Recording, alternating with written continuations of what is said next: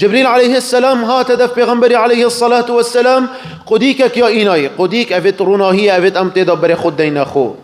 يا سبيا وكي بفري يا الزلالة ويا صافية نيشا پیغمبري دا عليه الصلاة والسلام پیغمبري قلت يا جبريل ما هذه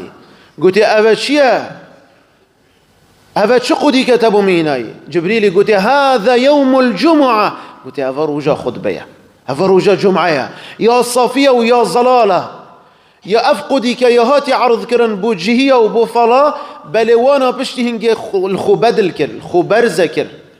جهية شينا خطبه كر الشنبي فلا شينا خطبه كر اكشنبي قلت يا رسول الله تخو بيفا بقرا روجا خطبه خلت نكي أفي أو روجا بيروز مبارك بيغنبري بري خدي عليه الصلاة والسلام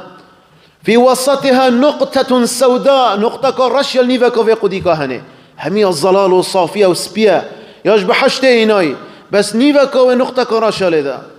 قلت يا جبريل ما هذه النقطة السوداء أفا شو نقطة رشة قلت هذه الساعة قلت يا أفا روجا قيامتي نقطة كرشة اتخد بيدا چنك روجا قيامتي دي قيامتي روجا خد بيدا رابط خطبة كيش ساعات تدا دي روجا قيامتي تدا رابطا هندك بيجنت وقت جمعة دا النيفا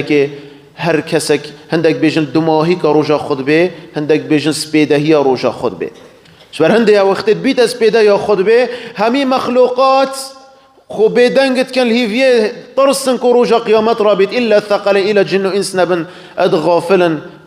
حتى وقت خطبه هندک وقت خطبه جيش خونا رابن